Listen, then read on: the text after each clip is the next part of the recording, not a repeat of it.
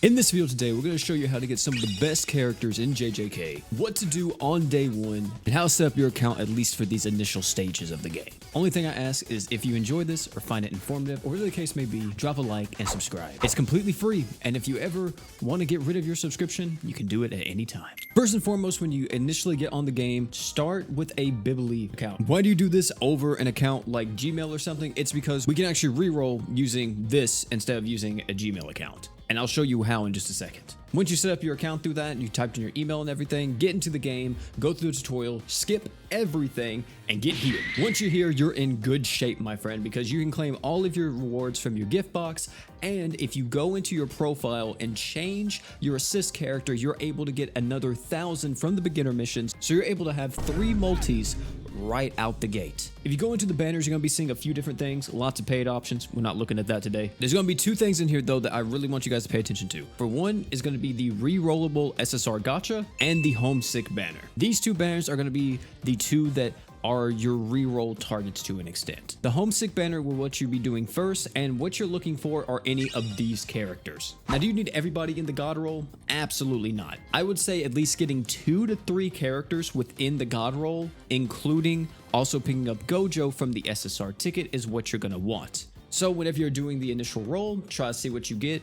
Hopefully you're getting some good SRs, maybe the Yaga, possibly the R Yuki, or even the SR Nanami. If you wind up picking up Nobara or even Yuji within that initial roll, that is incredible. Once you have 2 to 3 of the characters that are part of that god roll, go over to the SSR ticket and keep rolling it until you get Gojo. Once you got Gojo, congratulations, you beat the game. Now, if you didn't get anybody from your initial rolls, hey, don't worry about it. What you're going to want to do is you're going to want to go to menu, customer support, and click log out. This is going to take you back to the title screen, and once you're back at the title screen, it's going to bring you back up to where it says sign up, log in, all that type of stuff. What you're going to want to do is click sign up, and you're going to want to make a salted email, which is pretty much using the initial email that you used, whatever that may be, and just adding a period somewhere in it, or adding +A, +B at the end, or even like +C, whatever it may be, should work as well. If you try to do +1, +2, stuff like that, it won't work. So just go with the letters or one of the punctuations. Check your email again, click the verify. After you verify it, boom, there you go. You got another reroll. Now you keep repeating this process until you're happy. And once you're happy, what do? Well, glad you asked. We're rushing story, baby. We start at chapter 1. We're going all the way to the end, chapter 9. This is pretty daunting for day 1. Getting all the way to chapter 9, that's going to be pretty difficult, isn't it, OP? Oh, you betcha. Especially if you're someone who went with more of a subpar reroll like your boy did, it's pretty bad. And I also know some of us don't have all the time in the world to be able to get to chapter 9, which, hey, is perfectly fine. I would say a very good goal to get, at least in the very beginning of the game, would try to get to at least chapter 4 or chapter 5 on the initial day 1. This will unlock majority of extra content in the game. By the way, all the extra content in the game is directly correlated to your progression in the story. The further you are in story, the more extra content you unlock. So getting to chapter 5 will pretty much have majority of everything unlocked, apart from the formidable foe events.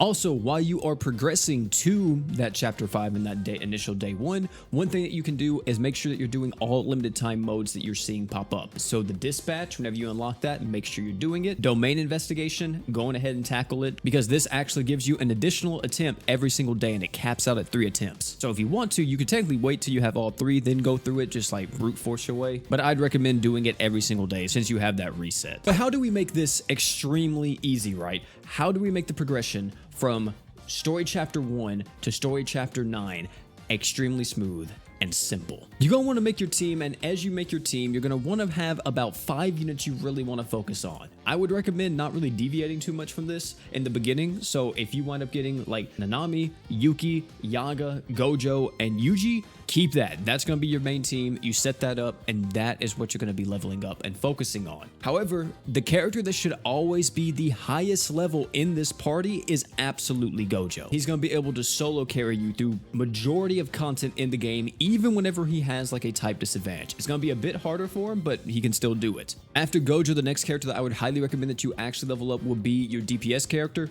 As you see, my Yuji unfortunately isn't leveled up like that because I recently just got him. Then you're going to want to bring up everybody else on your team, which is more than likely going to be buffers or healers or some kind. Slowly bring them up and kind of just make sure they're somewhat around the same level as Gojo and Yuji. The main thing is make sure Gojo and your secondary attacker are the two focuses, especially Gojo. He's the main one. You should be able to get enough XP mats early on, by the way, to set you up for a majority of the story in the beginning. But if you need to grind more XP, then by all means, don't be afraid to actually tackle the XP quests. Of course, not only is leveling up important, grading up is equally as important. Grading up directly correlates to the character's level cap, and it also correlates to the extra stats you're able to get, which the way how you unlock more nodes through this is by doing the cursed object quest. You unlock the first cursed object quest in chapter 2, and pretty much every other chapter after that will have a newer cursed object quest. But whenever you see one pop up, I recommend just going straight through it as soon as it pops up in the story. You're going to be getting XP, you're going to be getting more mats, so it's going to be worth it. And once you actually clear it, you don't have to worry about ever doing it again because it allows you to just instantly skip through it if you have 3 stars on it. Just like the XP mats, if you need to farm this a bit more to grade up your characters, absolutely do it. It's more stats, it's worth it. Yes, it's gonna be a stamina cost, sure, but all this is benefiting your account, so don't be afraid to use your stamina because you're going to run out, and whenever you do, I hate to break it to you, you're just gonna have to wait or refresh. Talking about stamina, if you ever get stuck in story and you can't really level up anymore and you can't really grade up anymore and you're kind of just very much on the fence, you're like, man, I can't do anything else,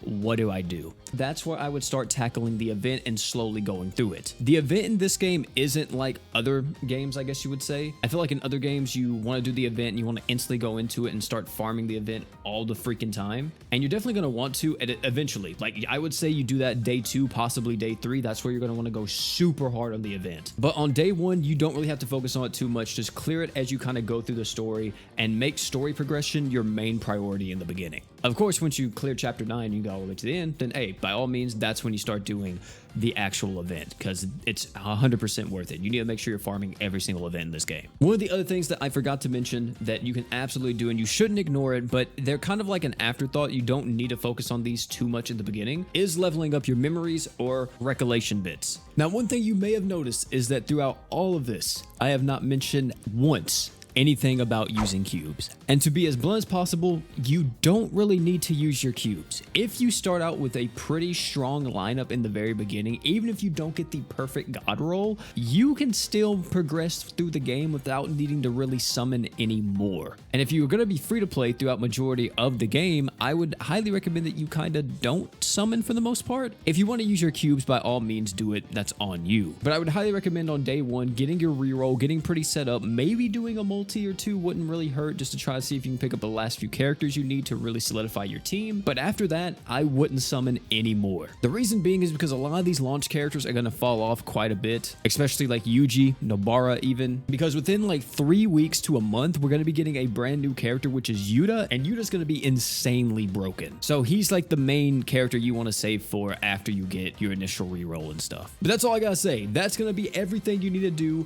on day 1 of JJK. If you found this video informative, if you found it helpful, if you enjoyed it, whatever the case may be, only thing I ask, hit the like and subscribe. We're gonna be doing more JJK content in the future. Of course, I'm a gacha YouTuber, so we got some other gacha content popping up on your screen right now, like this summon video. So if you want to see that, hey, I'll meet you there. But before you click on that, don't forget to drink water.